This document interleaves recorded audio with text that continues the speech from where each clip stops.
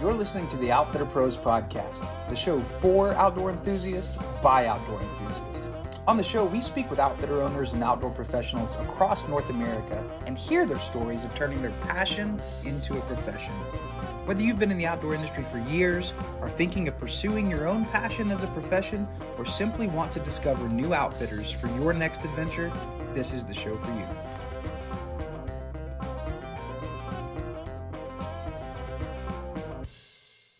So this week on the Outfitter Pros podcast, we are speaking to Brett Bloemendaal. I'm pretty excited about this episode. Brett is he's a fishing guide out west in North Dakota, and just super excited to kind of share his story. And Brett actually, so he's a former investment analyst who he left corporate America after 16 years to pursue his passion at fishing. So he's a professional guide on Lake Sakakawea in North Dakota, and he runs a growing YouTube channel, Bloemendaal Fishing, which kind of complements his guide service as well, just allowing him to teach and inspire thousands more people online. Cool little fact, he's also a published author and released his debut memoir, Fishing for More, in September of 2021. So excited for this episode.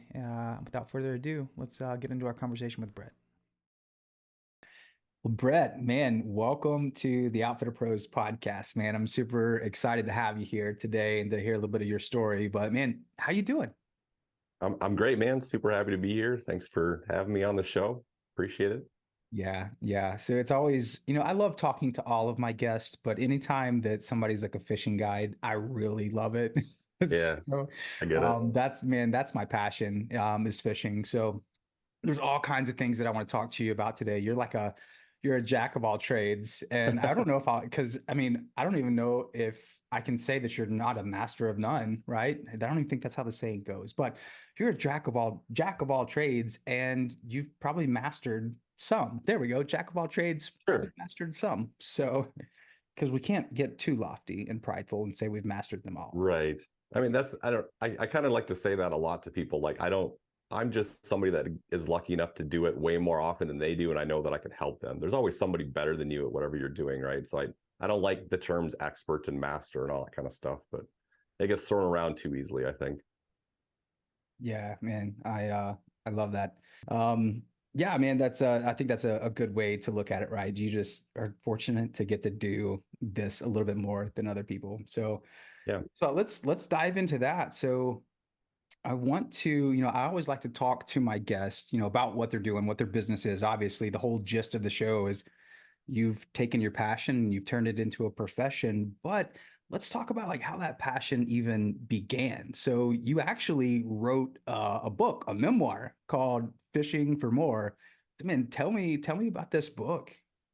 Yeah. So the book was something that I wrote after I started the guide service, and writing's kind of been a bit of a side path, not as much of a passion as fishing for me, but I've always loved doing it as a creative outlet. And I had some clients, because I used to be an investment analyst for like 16 years before I left to become a fishing guide. So I would tell that to clients. They would ask, what did you do before this? And I would say I was an investment analyst. And I'm like, oh my God, that's quite a story. I was like, oh, okay, well, maybe I should write it. So, and to your point, it kind of starts back with childhood. Like, fishing was a huge part of my life as a kid. My whole family, my brother, my dad really got us into it, and his dad kind of got him into it a little bit.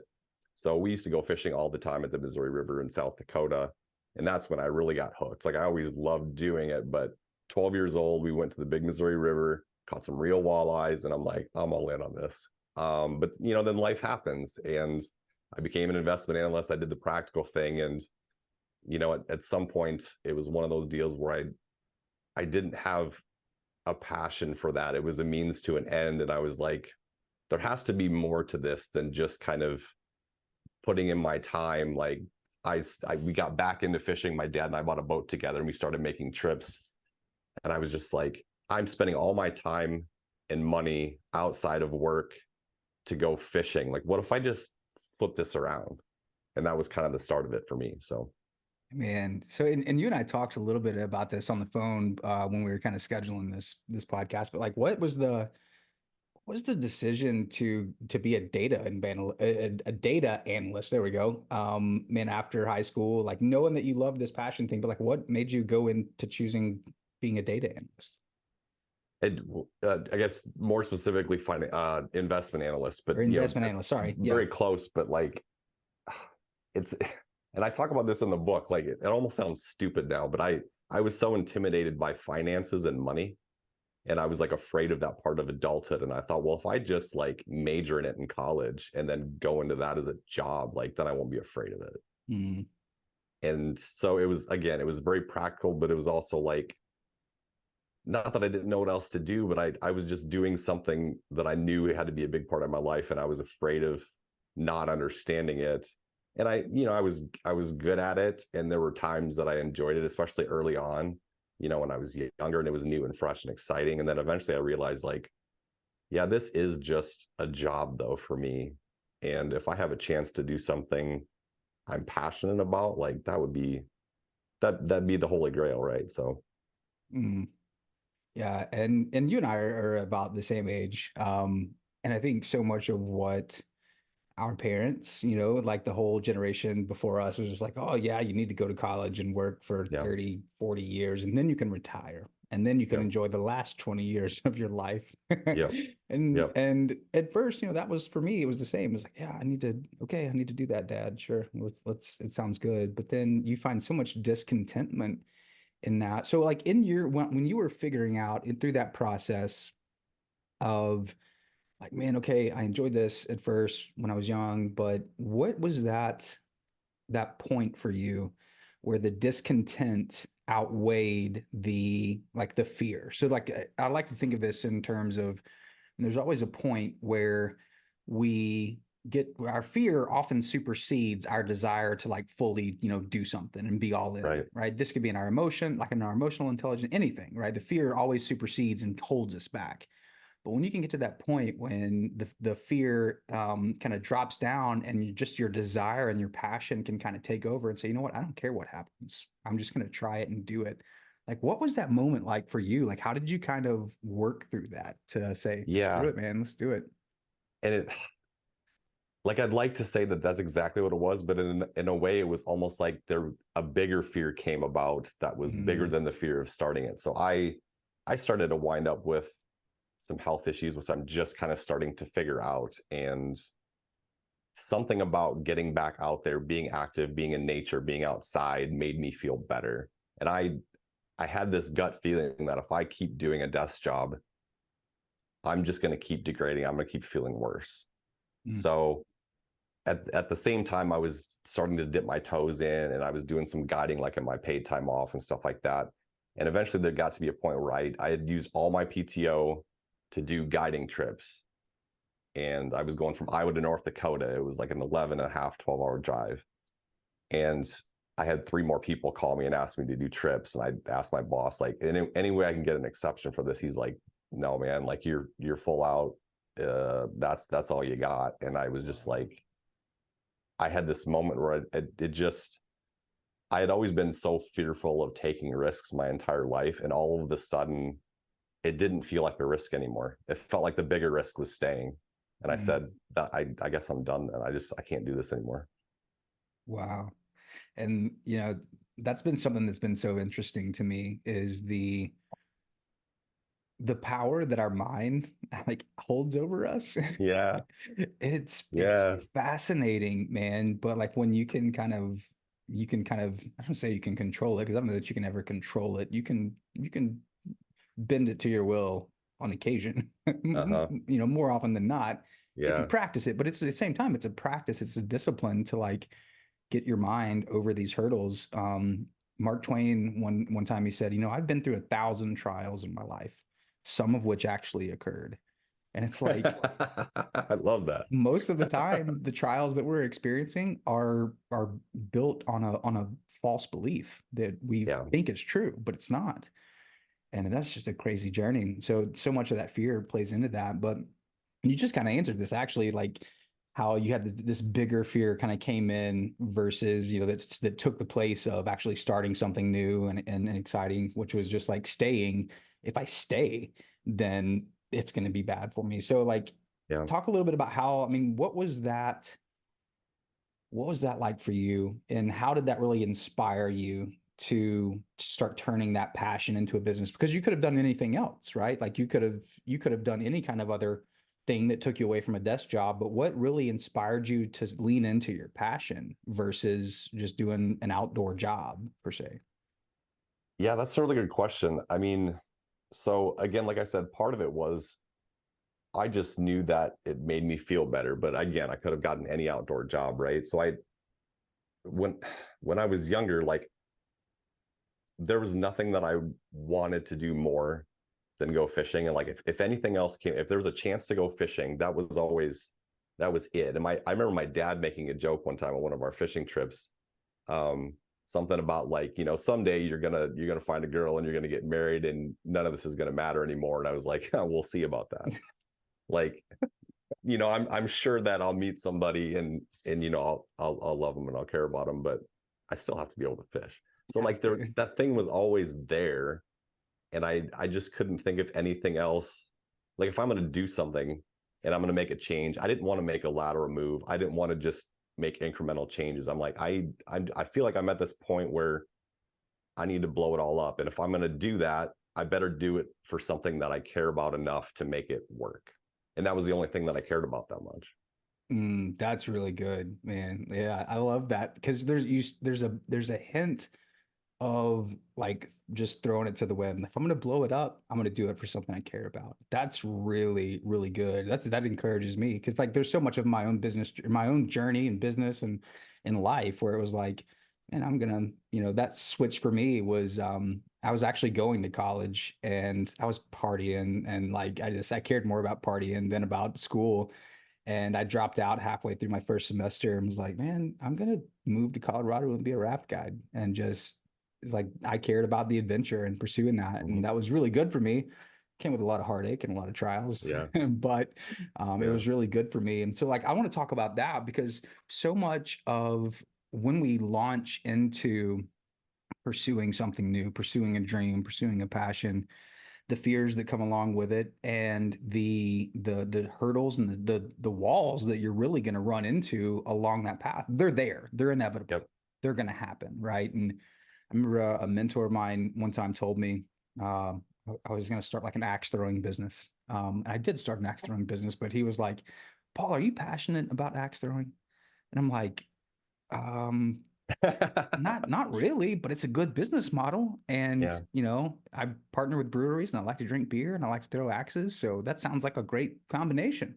sure. He's like, well, the reason I ask is because if you're not passionate about it, when you hit those walls and you want to quit, more than likely you'll just quit.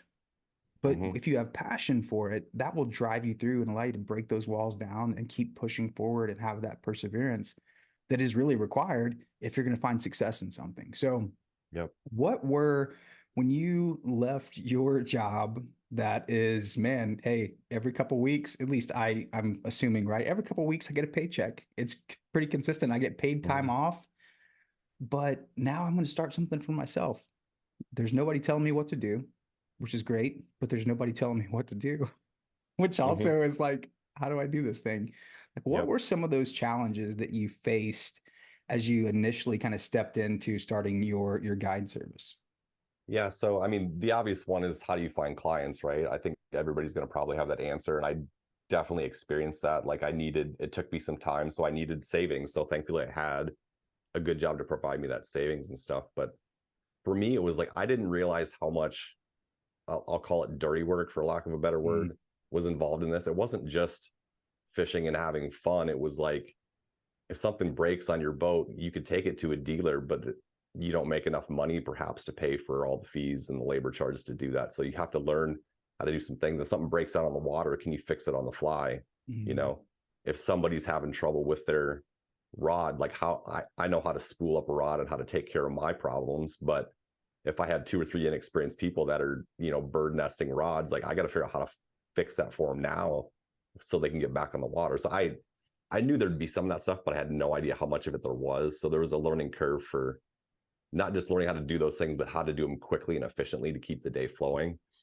And I'd say besides that, like a lot of people use the term like in creative businesses, whether it's the writing aspect or like, musicians and stuff. But even for a guide service, I would say imposter syndrome was a big thing that I fought, Mm, because like even now after I've been doing this, I'm going to be in my fifth full season coming up. It's like, what's the difference between me and any other guy out there in a boat? You know what I mean?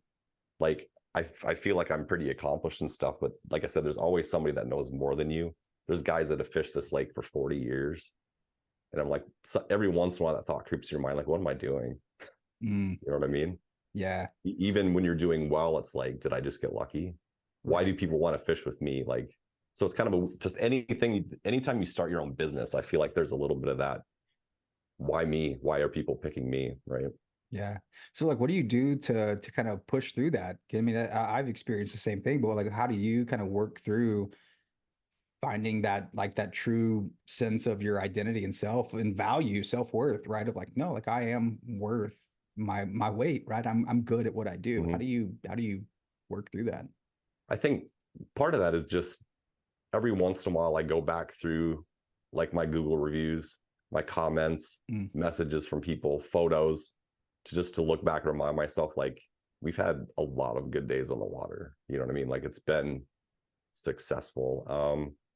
And I think outside of that, just hearing other people talk about it, like every once in a while, I'm a big listener of other podcasts. I watch, a lot of YouTube content for entrepreneurs and independent creators, and to hear some people out there that have a million subscribers and making all kinds of money talk about imposter syndrome is like, okay, you know what I mean? Like it's everywhere. It affects everybody to some degree. So I'm not yeah. alone.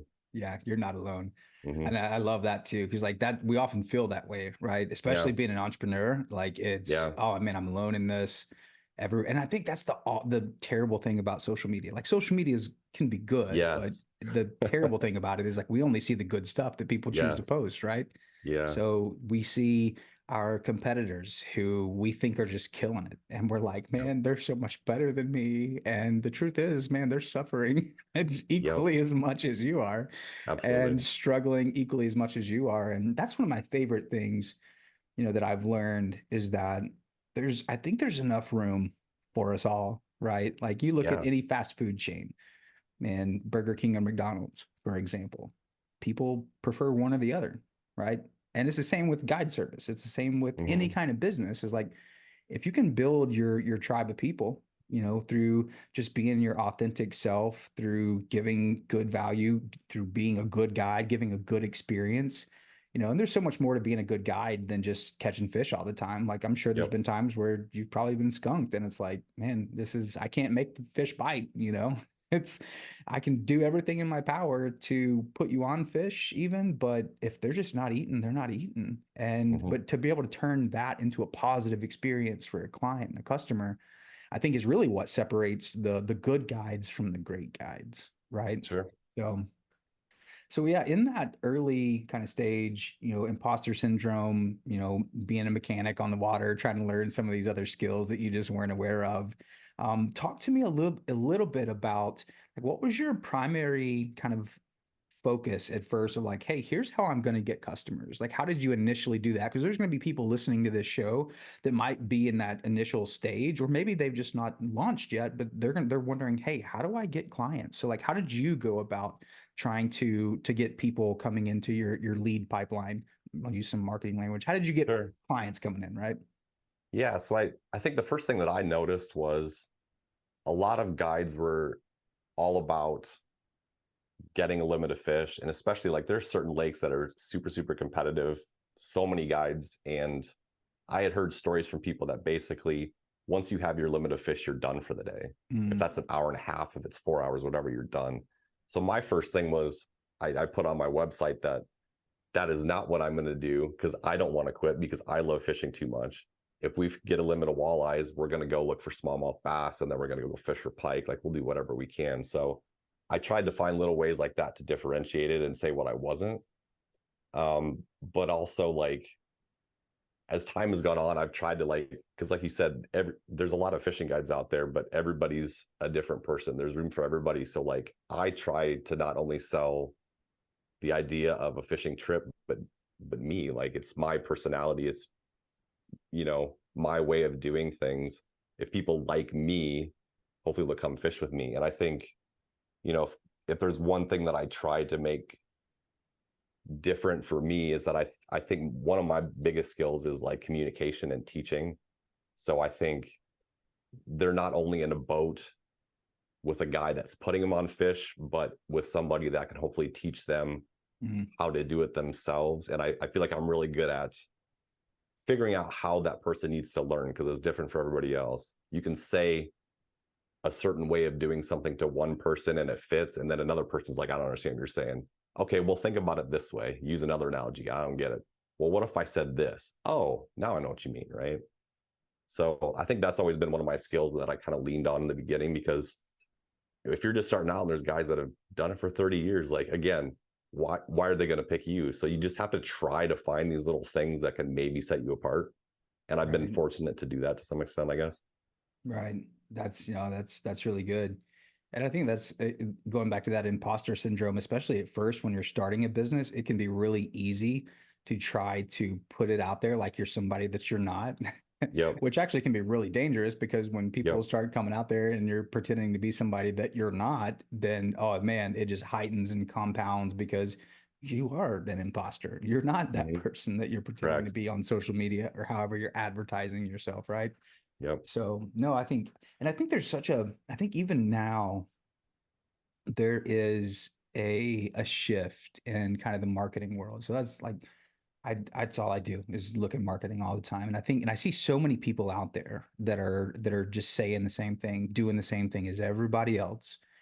And there's a shift, I think, that's kind of going back to people really value authenticity. People Yeah. want to see that. They don't care if you're the best at it, but they want to know you. They want to connect with you on a real authentic level. And I think when you can kind of let your authenticity shine through your messaging, through your marketing, man, that's really just going to compound you, one, growing, your tribe of people that you want to attract to your business.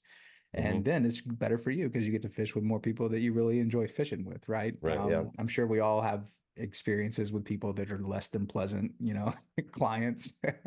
But man, I think it's really valuable in, being able to attract the people that you want. And so I kind of I want to go back and I want to talk a little bit about, what you started your business, but I had a question about your book again. So when you wrote your book, your memoir, at what point did you do this, like after you had started your business, or when did you write your book?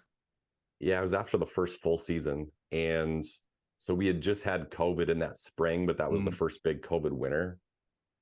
And I was living with my girlfriend at the time, and then things didn't work out. She moved out, and it was like early November, and I got like all winter by myself, nothing to do. And I'm like, well, if you're going to dig into this, now's the time.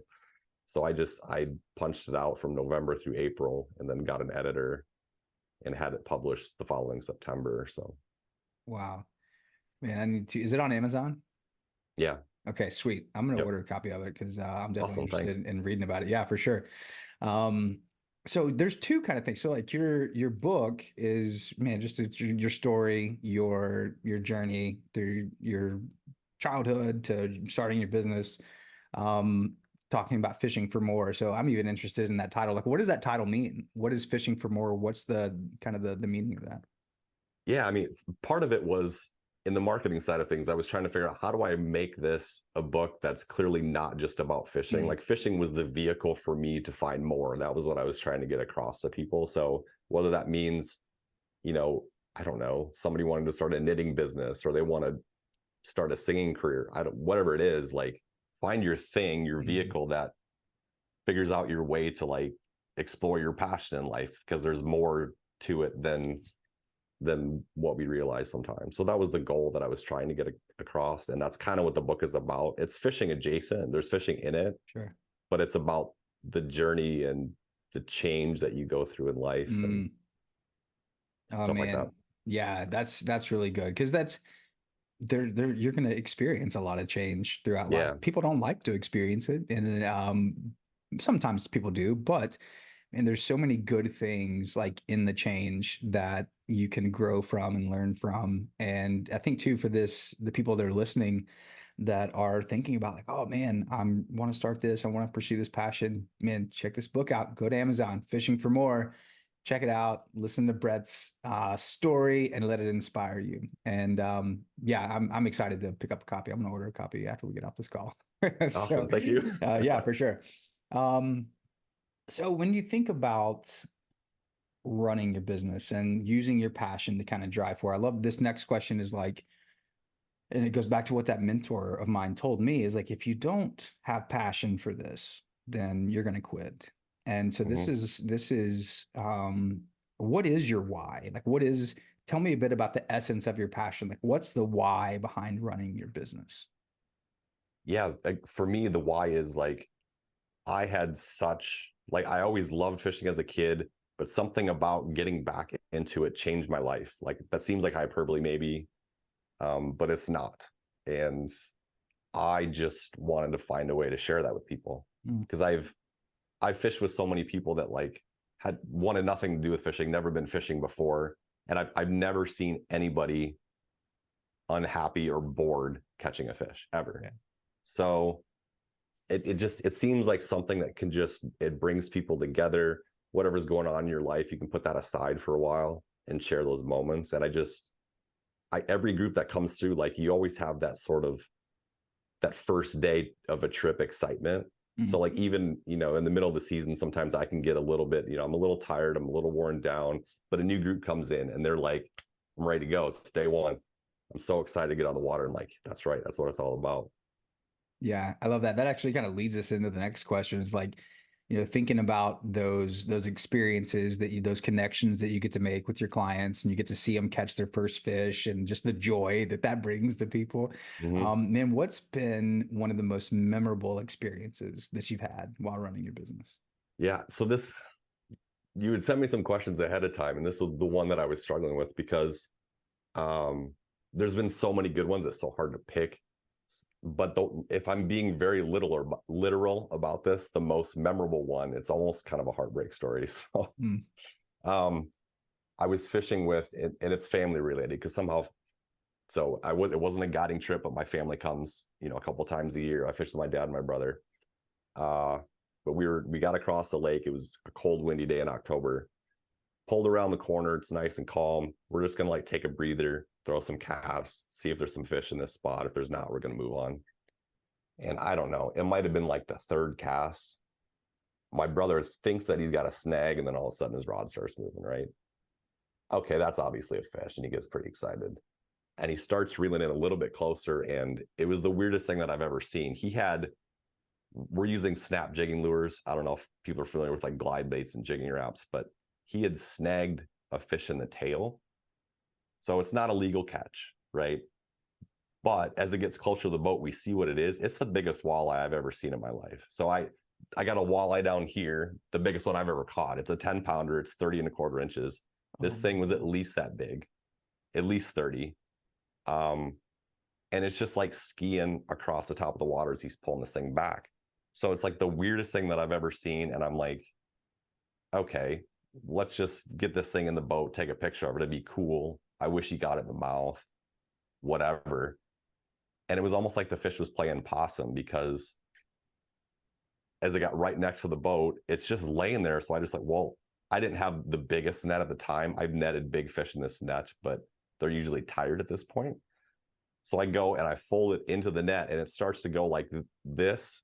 In the middle, the fish is folding in and then it kicks its head and its tail at the same time and shoots up 5 feet in the air, snaps the line, that's gone. Oh, And I jump up in the air, drop the net. My brother turns around just like, you got to be kidding me.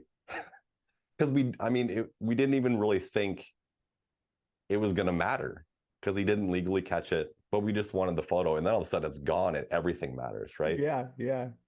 So we recover from this a little bit. He picks up his rod finally 10 minutes later. Literally the next cast, he hooks into another big fish. And he's fighting this thing and he's bringing it in and it gets next to the boat. And it's one of the biggest northern pike we've ever seen. So a couple years prior, I had netted a 47-inch pike. It was close to 30 pounds. Gosh. I don't know how I got that thing in the same net. I have no idea. It was a miracle upon miracles. But I know I can't do this again.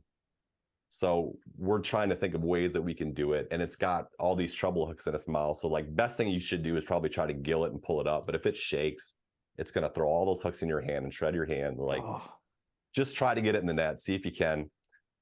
We tried, fish flip, ran, broke the line, and it's gone. So in 10 minutes, 2 casts, he had the biggest walleye of his life, the biggest northern pike of his life, and neither one got in the boat. oh my gosh. So sometimes it doesn't work out, I guess what I'm trying to say. There's heartbreak involved in this business, unfortunately, but that's the most memorable one. I don't know if it's a sick thing about me that I dwell on that, but yeah, But I'll never forget that. they're the ones that got away, man. Like Yeah, every fisherman has the stories of the yeah. one that got away. Unfortunately for your brother, he had two in this within 10 minutes. Yeah, it Oh was my gosh. the most insane. I don't know, we even made a video about it, like a documentary style video on the YouTube channel called like the most bizarre 10 minutes of fishing or something like that. And Man, I'll never forget it. man. So let's talk about your YouTube channel for a minute because I think this is something that like, man, we all, well, I don't say we all like, I think there's a part of every person that has an online business online where you need people to find you online. Like there's like, oh man, it would be cool to have a YouTube channel and just Mm-hmm. film myself fishing all the time and use this as a platform. So like what has that journey been like for you? Because YouTube is can be challenging at Yeah. best. Yeah. So, Um, like, I guess kind of getting back to your original question, like, how did I try to set myself apart as a newbie? Like, one of my friends brought up the idea that he was starting to watch fishing channels on YouTube. He's like, you should start a YouTube channel. And I was like, I don't know anything about video or whatever. But then I started to think, well, that'd be a good way to, like, a proof of concept, right? mm, Like, here's me catching a bunch of fish. Why don't you come fish with me? And that's what it started as. And then all of a sudden, I really got into the art of it. Like, how do you edit a video? How do you tell a story? How do you talk more during the video, teach things, whatever it is? And then it kind of became a business upon itself, and it wound up kind of filling the gaps for me for the winter, because I yeah. guide open water, and then now I got something that I can do open water season 2, but I can also do it in the winter. And it has, there's evergreen content and stuff, so that's another source of starting to be another source of income, I guess. So I've always been a creative person. That's why I wrote the book, and I just love having that creative complement.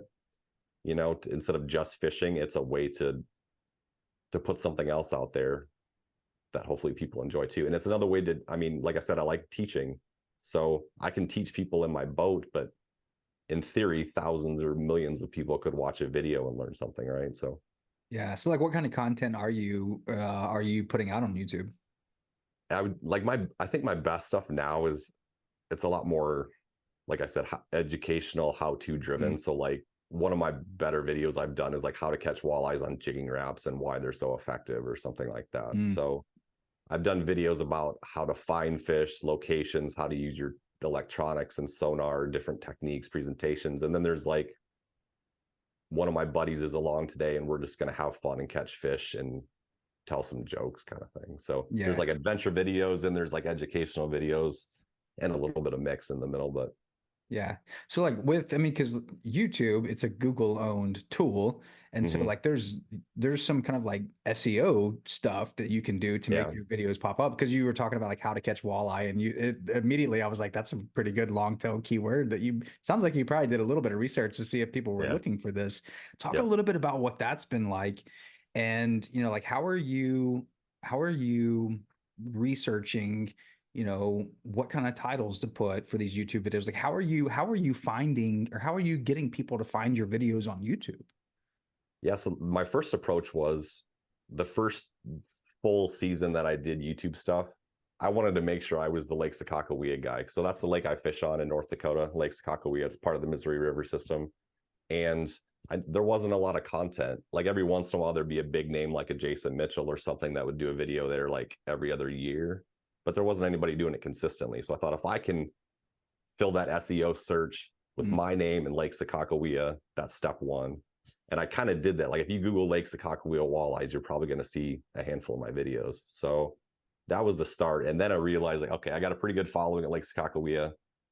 I want to expand from that. So then I started diversifying the titles, broadening them, making it more like how to catch walleyes on jigging Raps instead of big fall walleyes in Lake Sakakawea. Right. So that's kind of the phase I'm in now, is like, how do I get other search terms? And I'll basically think of like, what are the things that I think I know how to do well? Google those things, find the videos that are really good, that have a lot of views, that do well in search, and then just try to do something similar, especially if I So think that I have something to add to it. yeah. Yeah. Yeah. So like what are you finding is important for that? Because like I know SEO as far as Google goes, and there's a lot of similar concepts. But Yeah. like when you're, because I've done a little bit of research on YouTube and how to kind of rank YouTube videos, but like, are you putting those keywords in like the thumbnail image, or like what? How could you kind of educate us and listeners that are like, man, I would really love to have a better and a more refined and defined strategy for YouTube videos. What would be like a couple of things, a couple of suggestions that you would give to us to help us kind of grow our following on YouTube? Yeah. So I've learned that like the number one thing to help, if you want keywords somewhere, they should be in the title. Like Hmm. that's usually the number one thing. The description matters to some extent. The tags matter a little bit, but they kind of say like your title is your number one tag, and this other tags are just kind of like in case they misspelled this, whatever. So it's still good to fill out tags if you can. Um, the thumbnail, I think I've learned that like I had heard from some people, don't waste words. So like don't just repeat your title in your thumbnail. So if your title is how to catch walleyes and jigging Raps, your thumbnail should be like, I don't know, an arrow that points to the jigging Rap and monster walleye or something in text. You know what I mean? So Yeah, like diversifying that. The thumbnail, you're just trying to get them to click on it. sure. I don't think it has anything to do with the search, because I don't know that they know the words there, but also they're getting a lot better at hearing the words in the content of the video. So if your video is appropriate for the search, I think YouTube's going to know that now. So put some time into the title, make it a good title, but I think make sure that the content's relevant. Yeah, that's great. What tools were you using to kind of do your research? I A little bit of everything. Like I'm kind of a YouTube junkie Yeah, anyway, so that's what I watch the most of. So I would watch a lot of. There's a lot of like how to be a YouTuber channels, right? So I nice. just watch a ton of those things Yeah, because they kind of did the research into the algorithms and stuff like that and how they think it works. There's other tools like I don't have. There's a lot of add-ins you can get, and it's like some paid, you know, whatever hacker. I don't. That's the wrong word, but like how do you hack YouTube sure, algorithm sure. tools? I haven't paid for any of that stuff, honestly. I just kind of watch what people think are the big hitter items, because I think you can get way too bogged down in Oh yeah, trying to play that game versus just making the stuff that you like. right, right. So I want to try to balance that out a little bit. Yeah, and that's good too, because like even on the search engine side of things with Google, is they're really doubling down on just like quality content, right? Just like Yeah. the user friendliness of it, Yep. and is it good content, right? So Yep.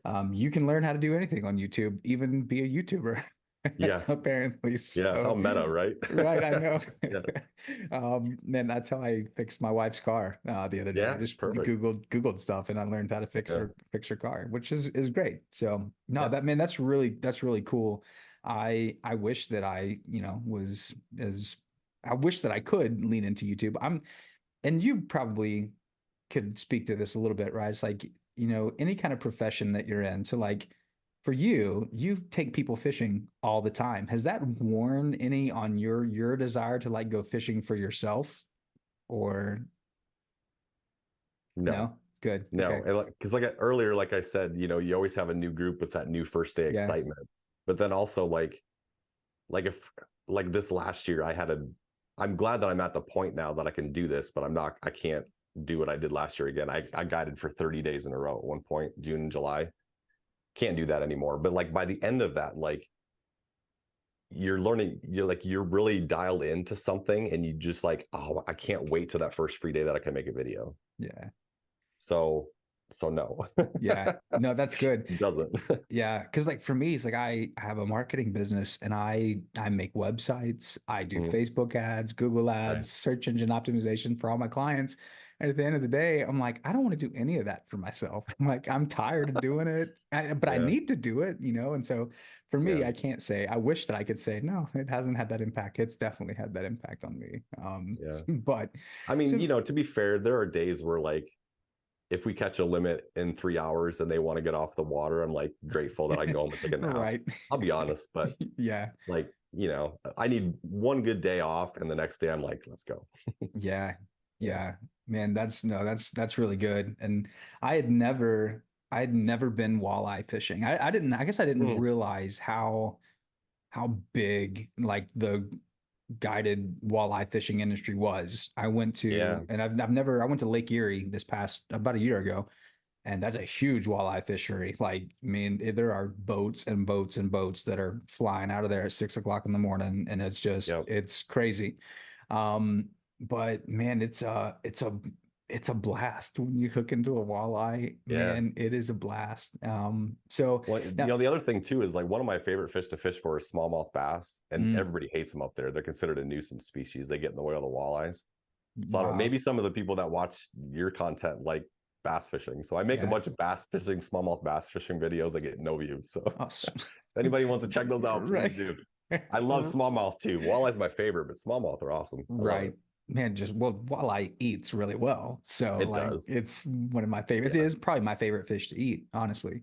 Yeah. So that typically and that's the difference I think. So like I'm a fly fisherman, right? Like I typically am always catch and release. So because like I'm not eating trout. I don't Hmm. like trout as much as I like just fried walleye, man. Fried Yeah. walleye, fried like whitefish. Oh man, it's my favorite. Yeah. And so um, but man, it's just what a cool experience. It's like, and it's so different too, I think, from being on because at least I imagine so the boat we were on was kind of like a center it wasn't really a center console boat, it was a covered, I don't know what you would call it, but you know there's a couple of types, a couple of methods, right? You can troll or you can jig, and when you and I were talking it was like, man, jigging is like your favorite thing to do Yeah. for fishing because you're fishing, right? You're Yep. actually like fishing for the Yep. fish versus just throwing it out there and trolling and waiting Yeah. for one to hook on. um but man, it's if you've never been walleye fishing, then now you guys know Brett is you're the only conventional fisherman that I've talked to on this show. Oh wow, So really? yeah, Okay. like most of my Cool. guys are fly fishing guys. So Awesome. I'm stoked that you're the first one. Um, and two, man, I think we talked about this too. Is like, hey, man, you're welcome to come do some trout fishing here on the South Holston River, 8,500 wild brown trout per mile. Just throwing it out there. That's Actually, if you're amazing. listening, it's not that great. Don't come. We're gonna leave it that way. But so, man, as you have been running, you said this is your fifth season. So, what is your absolute favorite thing? And I think I already know the answer, but I'm gonna ask that question anyway. What's your favorite thing about running an outfitter business? Yeah, it's just, I mean, yes, it's cool selfishly that I get to fish all the time, but I think it's really important that you like watching other people experience the thing. And I really do. Like, I didn't know if that was going to be the case till I started, but I really do. Like, there are Mhm. some days, actually, most days, that's more fun. And I think that's the key for me. Yeah, I just love watching other people light up. yeah. I I've never guided fishing before. I was a raft guide when I was a guide. But I took my kids fishing. They've been conventional for bluegill and stuff like that before, Yeah. but they'd never been fly fishing before. And so we went camping this fall in a little mountain creek that is an hour away from my house. Yeah. Took my fly rods up there, and all of my kids caught their first fish, first trout on a fly rod, and it was just like seeing my daughter, like my youngest son, he didn't want to touch the fish, but my daughter was like, "Oh, I'll hold it, daddy." Like, and she was all like in it. And so it was just really cool. Yeah. It was cooler to see them catch a fish than it was for me to catch a fish because Yeah. two, I think there's two kind of things there, right? Like you get to experience because you've caught tons of fish at this point. I've caught tons of fish. But Hmm. to see like the sheer excitement and joy, you get to kind of relive that a little bit, and you get to Yep. remember that in your own journey of like, oh man, I Yeah. remember what that was like for myself. So it's like Yeah. this It always cool, brings you back to that yeah, day when you yeah, got into it. Yeah. yeah, man, that's so cool. And that's why I love fishing so much, right? It's not just about the fit, like it's more than fishing. you Yeah. know, little Yeah. plug for you. Um, Absolutely. so, and I think I can't remember who said this, but it was like some men go fishing all of their lives and like never realize that it's not fish that they're looking for, right? I uh may have butchered that, but I get it. it's a cool Yeah. concept of just being in a place where in a society in the world that we live in that is so constant, so busy, that is nonstop. Like when you're fishing, you're there. That's all you're Mhm. thinking about. Like at least for Yep. me, I can say that. Like it's my mind is calm, it's relaxed. I'm not thinking about, what I got to do tomorrow. I'm just thinking Hmm. about, man, I'm on the water. I'm having a good time. I'm just enjoying this moment right now. Hmm. So it forces you to be present, not in a bad way, but like in a really healthy, good way to be present in a moment, which I think many of us struggle with, honestly. Yeah, I mean, like So, meditation and stuff is so popular mm, these days, right? For good reason. But if somebody doesn't like the idea or fights the idea of, sitting and meditating, like yeah. that's what meditation is being present. Mm. If fishing gets you there, that's awesome. Yeah, man, that's no, that's really good. So you were talking a little bit earlier that there's guys that have been out there doing this for 40 years. There's guys, there's tons of people that are, in this industry that are really your competitors. Hmm. But like, so what sets you apart from those guys? What makes you different than them? Yeah, I guess kind of like I said earlier, what I tried to make my differentiator was my communication skills and my Mhm. teaching ability. And I think now that I've been around long enough to have a presence, like I've gotten a number of clients that come from YouTube. I see a lot of people out on the water that wave at me and yell my name because they watched a YouTube video, which is That's cool. pretty awesome. But like, I think they're getting to know my personality. And I made it a point, like you said earlier, like I tried to be authentic in the YouTube videos. I just tried to be myself. I'm not putting on a show. I'm like, we made a video about my brother losing those two fish. Like Mm. that's something that a fishing guide probably shouldn't do for marketing purposes. But that's what happened. That's reality. That's life. So like I think there's been enough people that I don't know, just appreciate that I'm being real, I think. At least I Mm. hope.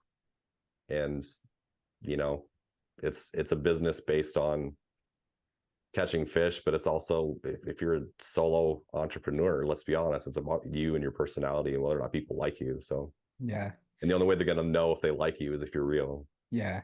Man, that's you just said something that I think is really important for the people that are listening that are in the same industry that are, trying to turn their passion into their profession, is that people aren't buying your business. Like they're buying you. Yeah.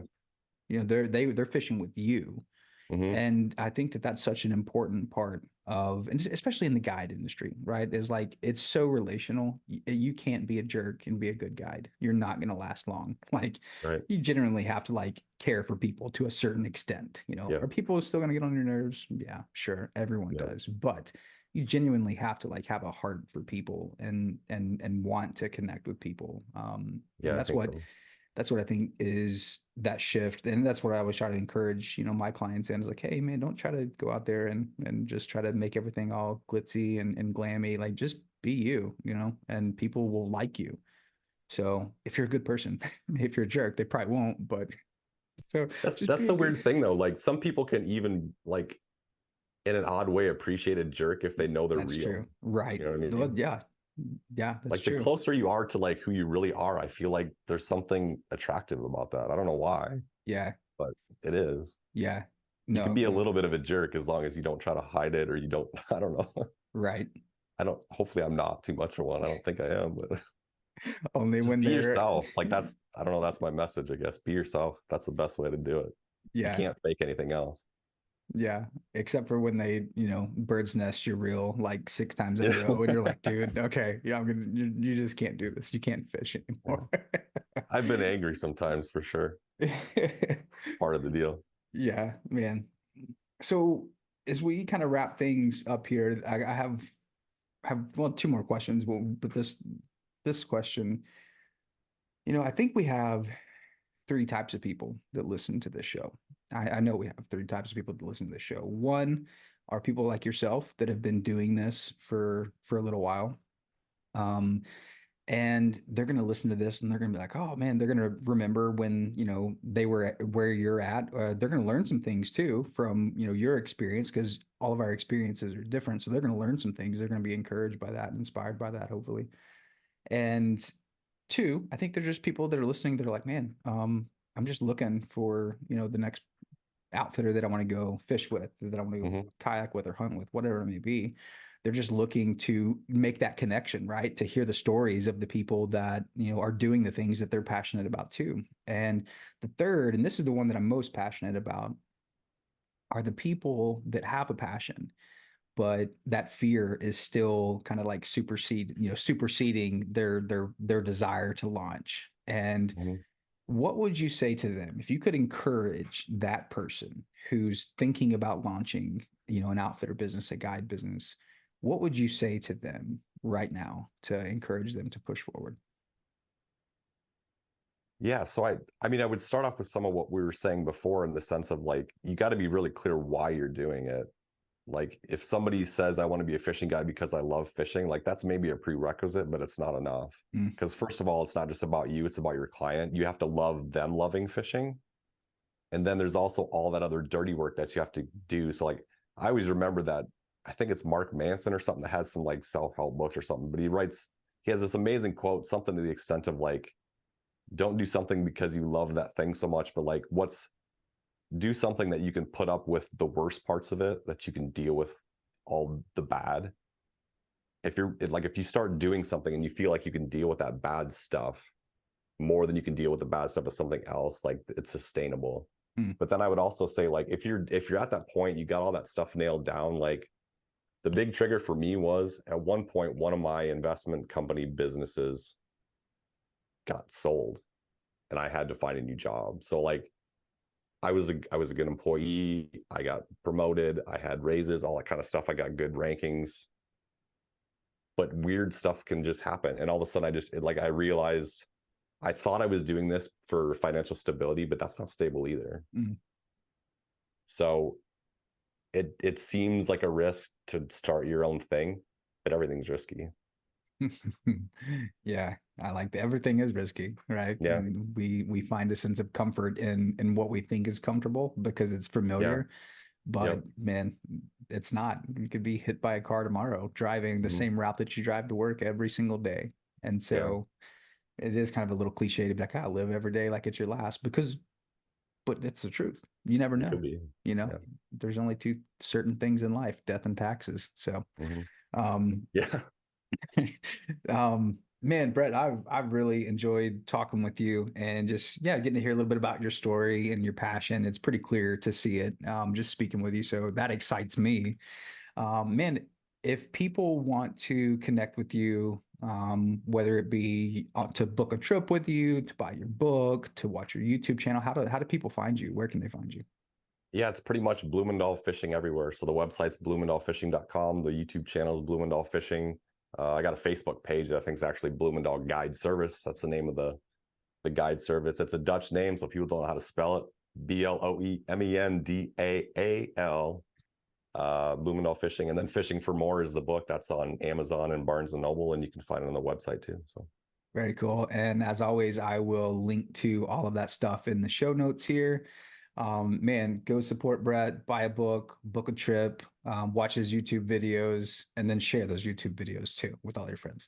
But man, Brett, it's been awesome chatting with you. I've really enjoyed it. And yeah, man, would love to even, in the future have you come back again and just continue to talk about what the journey's been like post the Outfitter Pros podcast and see kind of where you went from there and if you've learned anything new or not. And maybe we can just talk about fishing more. I don't know. yeah, I'd love that. It's been a blast for me too, man. Thanks so much. I'm really grateful. Appreciate it. Yeah, man. Well, the privilege is mine. So, Brett, hey, is a pleasure talking with you, and yeah, looking forward to following you on your journey. Sounds good. Thanks. All right, take care. If you enjoyed today's episode of the Outfitter Pros podcast, do us a favor, subscribe on whatever platform you're listening, Spotify, Apple Podcast, Google, wherever you get your podcast, subscribe. And the second thing you can do is leave us a review. This really helps us to get more traction, get more exposure on the platform that you're listening to, so we can continue to share the stories of outdoor entrepreneurs across North America and inspire the next generation to pursue their passion for their profession.